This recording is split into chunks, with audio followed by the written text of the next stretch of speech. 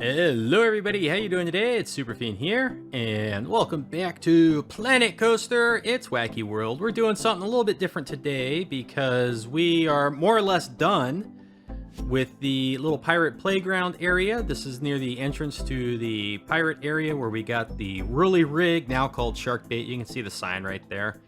And pretty much the major parts of the area are done, and we're just throwing in the last bits of scenery here, which is mostly some foliage and maybe some lights and some other stuff.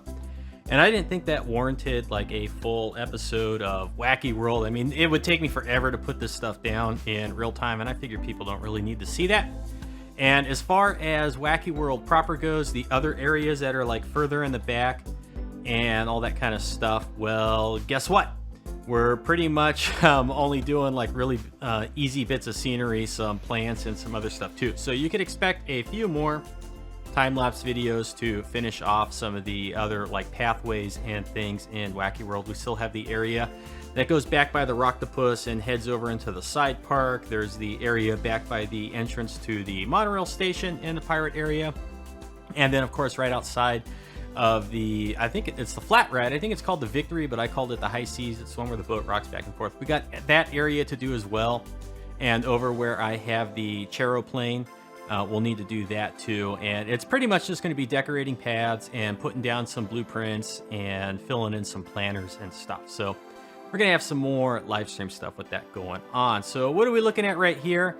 This is the back of the shark bait sign, and I realized it was floating, so I had to like kind of connect it to the ground, and then I duplicated it and I put it back. So there's a shark bait sign kind of like out on the major pathway out in front of the playground area, and then also in the back right near where the entrance is as well. So from outside the playground, you can see, oh, there's the ride, and then once you get inside there, there's the little custom sign that shows you where the entrance is. And right here, we're playing one of my favorite games of Hide the ATM.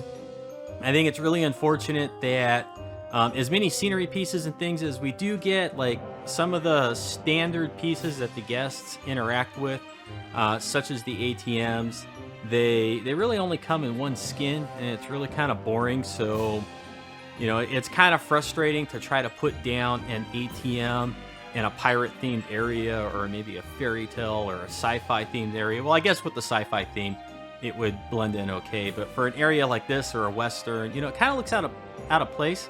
I think it would be nice if Frontier would give us just some kind of like really flat ATM faces that didn't have the back part. And then it would make it kind of easier to, I don't know, kind of like hide it. So maybe if all they included was a new ATM prop that just kind of like had the little screen and some of the keys and maybe just a little bit of the cabinet, but not much, it'd be kind of easier to get that thing squished in and hidden into your custom built areas. But then again, maybe it doesn't really matter, because if you're looking at the footage, I managed to hide the thing pretty well anyway. So I put down some of those scenery elements that to me are a little bit more like Greek or Roman in their appearance, but they do also work very well in the pirate themed areas, and I've seen people use them for other things as well, where I would never ever try to use them. They work really well for Main Street buildings, also as like supports in the buildings and stuff like that.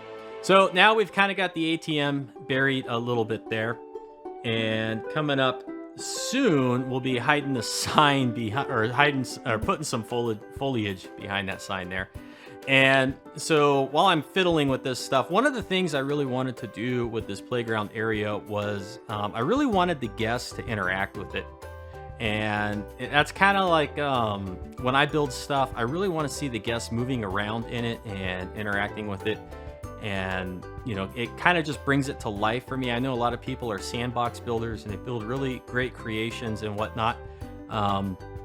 And they're probably a lot of them better builders than I am, but I think what I do really well, and this is a great example of it, this area of the park, is while I may not be the world's most advanced or creative builder, I really get the guests moving through there and using it so it looks populated. There's been some other like Planet Coaster highlight channels that show parks and other things, and people build some wonderful stuff, but then you put it in the park and the guests, they have no reason to like walk through it or interact with it. And as nice as it looks, it just looks really dead. And so one of my goals was to really get the guests moving back through this playground. And they're not moving through the whole playground, but so you can see kind of like to the right, there's that little pathway. Those are some shops that are behind the playground. So it gets the guests walking through the playground from then the playground has a very wide entrance. So the guests kind of walk in from kind of like the left and the right side of the main pathway into the playground. And that makes it look like they're kind of walking through more of the playground than they actually are. Of course, they don't go over and interact with any of the climbing equipment. Frontier, if you're listening. And then to the left here, and then we have the ATM. So every once in a while, the guests, they walk over, they use the ATM. There's a seating area that's a little bit out of frame, like to the right and closer to us in 3D space, where I put some benches and I hid them so people will appear to be like, well, they won't appear to be, they'll actually be sitting there, but it appears as if they're like resting within the playground, as if they were maybe watching their children or nieces or nephews play. Grandkids. And then of course we have the right entrance here, which is kind of like left of shot, that obviously draws guests in. And it's very interesting that this ride it's a Whirly Rig, and it's really interesting that it's doing so well too, because for a long time over in this area there was no scenery. It was kind of like the Whirly Rig and a couple little cheap planners that I kind of just threw down to get the Q scenery bonus up. But all this other scenery was missing, and nobody would go on the Whirly Rig. And sometime within the past few weeks, the Whirly Rig has become like incredibly popular. And I'm not sure what happened to make that happen. I'm not sure if it's something that Frontier did in a patch. I went through and I added some of the signs that you put down. You can do advertised destinations, and the Whirly, like I have quite a few of those now, and the Whirly Rig and a few other rides are always advertised in them. And, so I'm inclined to think that maybe the signs did it, but the guests are favoring the Whirly Rig over the other advertised destinations. So I don't know if the advertised destinations is working or not. But anyway, so you got the combination of the ride, the ATM, the shops in the back, the bench area. And so it makes this little playground, and you'll see it later towards the end of the video when I do some kind of like more scenic panoramic shots. You'll see that it's pretty populated, and looks like it's being used pretty heavily. And that, again, is one of the things that I think I do well in Planet Coaster. And so there you have it. Now in the front here, this is the Whirly Rig ride exit, and I just kind of found like a little dead area that I didn't decorate, and so I just put a fence around it and spray painted the ground with the jungle leaves and then a little bit of the flowers. And you can see here off to the left. I'm just kind of checking, I'm scoping over the whole area to see if there's anything else that I really missed. Are there any dead areas in here where I forgot to put the scenery down and forgot to get the guests moving in and out of there? And then, of course, like all the way in the back here, I found one.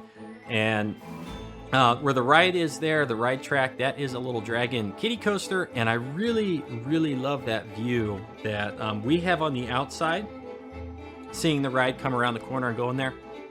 But it's also a really nice view from the ride cam to, like, as they come around that corner, you can kind of look out over the playground and this food area playground off into the other area of the park. And it does look pretty neat.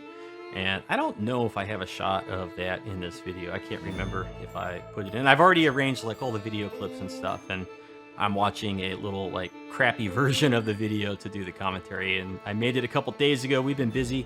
We took our kids to Disneyland on, what day was it? Thursday? I think we took them on Thursday. We bought passes last year, and we really didn't use them all that much. And the passes are expiring here, and we're also coming up on the summer months. So, like, we bought the cheapo passes, and so in summer, every day is a blackout day. And we didn't really use them all that much throughout the year. So my wife said, why don't we pull the kids, the one kid, we got two, but only one's in school. Why don't we pull her out of school and surprise them and take them down to Disneyland? So we did that just the other day.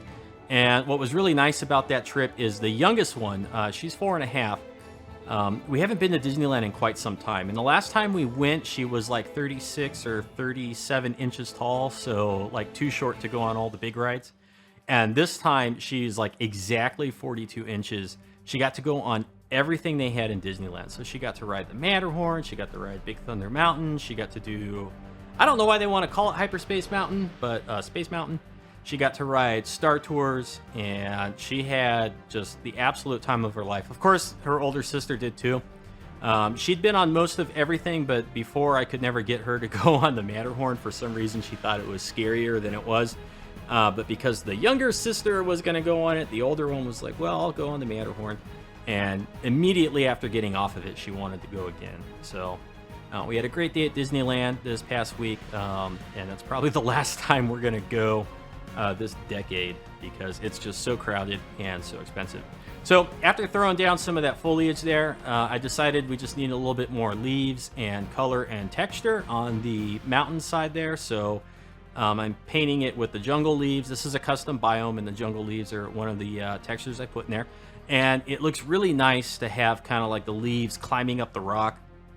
And it kind of connects the top of that terraforming landscape feature to down on the bottom where there's a lot more foliage and brush and stuff like that. And now that we've kind of got the leaves painted on and we've got the vines hanging, we just kind of need to hide a little bit how ugly the hanging vines look where they connect up with the rocks. And we're going with the one-hit wonder here, the bush of the century. It's the Scaevola.